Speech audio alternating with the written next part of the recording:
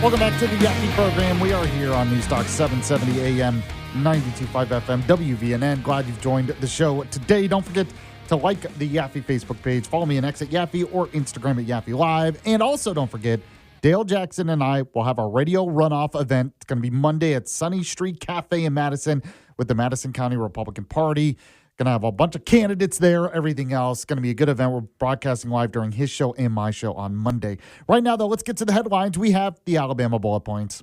Alabama Bullet Points. Today's headlines from around the Yellowhammer State. Brought to you by Larry's Pistol and Pawn. Number 4 today, the Supreme Court halts an execution of a convicted Alabama double murderer in a last-minute decision. So the U.S. Supreme Court issued a last-minute stay, halting the nitrogen hypoxia execution of Jeffrey Lee, the 49-year-old convicted Alabama double murderer. Now, a federal district judge had ruled the method unconstitutional under the 8th Amendment, but the firing squad is a feasible alternative. The 11th Circuit upheld that decision, and the Supreme Court declined to overturn it. So Lee was originally sentenced to death in 1998 shotgun murders of Jimmy Ellis and Elaine Thompson during a pawn shop robbery in Orrville, Alabama. Of course, many Alabama officials criticized the ruling as a miscarriage of justice for the victims' families, and the scheduled execution at Holman Correctional Facility was canceled. We're just going to get rid of the death penalty in this country, aren't we? That's the goal of a lot of these people.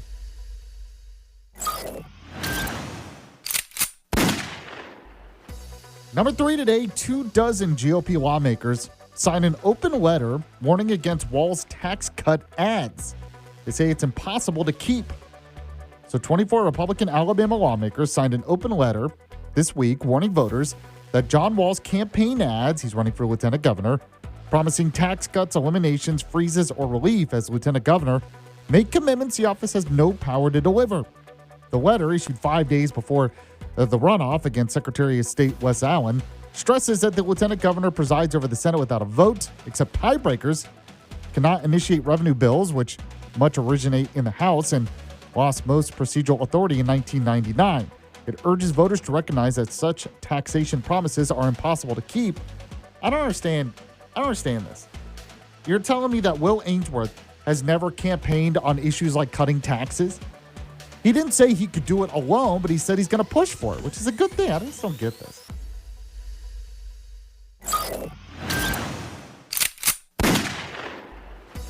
Number 2 today, Congressman Gary Palmer's Zombie Act targets $186 billion in government waste.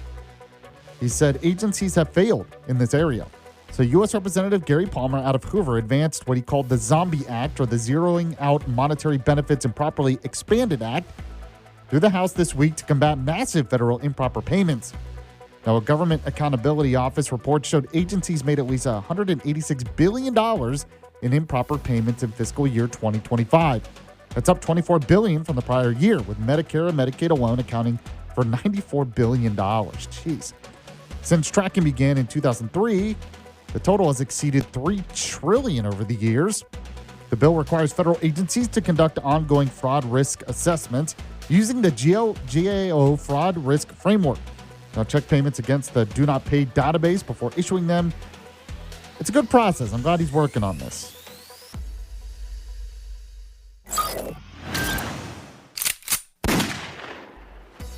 Number 1 today, Birmingham NBC affiliate WVTM pulls their Stolen Valor attack ad on Barry Moore, which was funded by the Alabama Conservatives Fund. So their NBC affiliate in Birmingham pulled an ad that claimed stolen valor, basically against Congressman Barry Moore. This was funded by the Virginia-based American Conservative Fund. Now, the ad accused Moore of misrepresenting his military record, falsely claiming combat service, and lying about his service. Now, Moore's campaign sent letters to stations calling the claims, demonstrably false, which they are, noting that he served in the National Guard and Reserves, was called to active duty, received veterans benefits, but never claimed to have deployed or seen combat. So the station WVTM confirmed the removal in an email to the campaign on the morning of June 11th.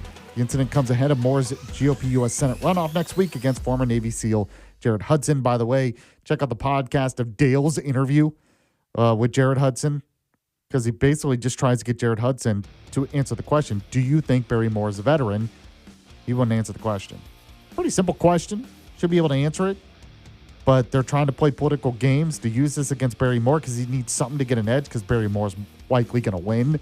So that's put them in that situation. All right, we'll talk about that and much more with Brad Presnell coming up next year on the Yaffee program.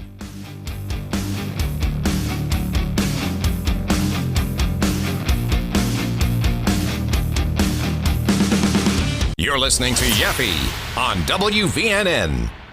What would you do if your online store converted 36% more shoppers? You could take 36% more vacation. Another pina colada? Yes, please. Open a new retail location with 36% more square feet. Fantastic. Hire 36% more help. You're hired and you're hired. Shopify has the world's best converting checkout, up to 36% better than other e-commerce platforms. What you do with those extra sales is up to you. Switch to Shopify today at shopify.com/listen and get a $1 trial. Shopify.com/listen. This isn't your average podcast. Do you like party? This is Full Send. Join the party. So you guys launched the Nelk Love Island. Congrats, boys. It was What good. they got production, dude. Like 5 years ago, we could do that easily and it'd be crazy when we're partying, but when you're like in your 30s a little bit. Well, that's why you barely show up to set, day 2. Just a few hours tardy. Steiny wanted to be the host of the show, too. It's like, why didn't you let me be the host? It's like, bro, you showed up 6 hours late every day. I had a girlfriend. The Full Send podcast. Follow and listen on your favorite platform. This isn't your average podcast. We threw like a spontaneous party out of nowhere. It was crazy. This is Full Send.